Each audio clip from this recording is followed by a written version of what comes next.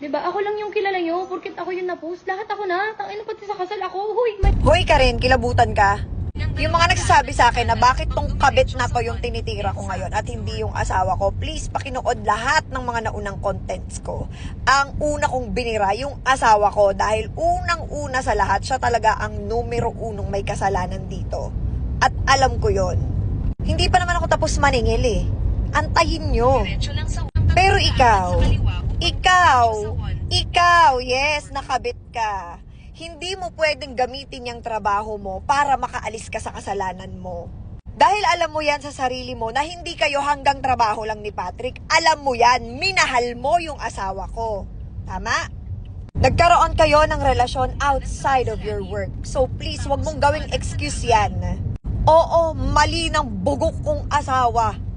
Siya talaga ang numero unong nagkamali dito, pero mali ka rin.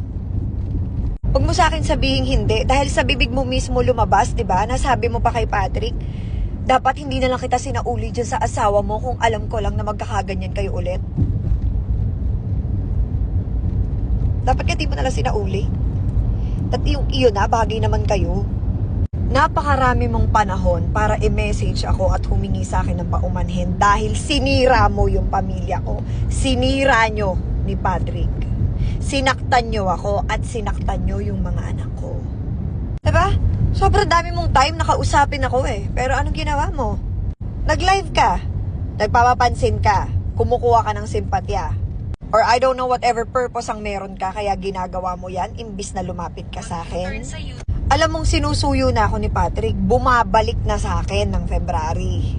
Pero dire-diretso kayo, diba? Kaya nga kayo naputol kasi hindi na ako ulit nakaalis. Kaya wala kayong chance sumalis eh.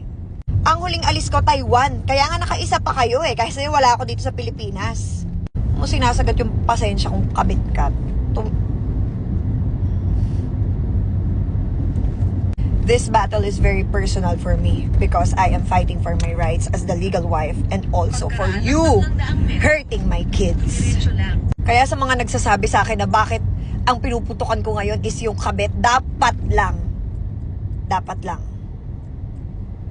Dalawa kayo ni Patrick. Bakit hindi ko dinadama yung ibang mga babae na naibuk ni Patrick? Kasi yun ang literal na trabaho lang. Pero ikaw, nagkaroon kayo ng relasyon. Ha? Kaya tumigil ka, huwag ka mag-act innocent. Ikaw, alam mo. Kilala mo ko. Kilala mo yung mga anak ko.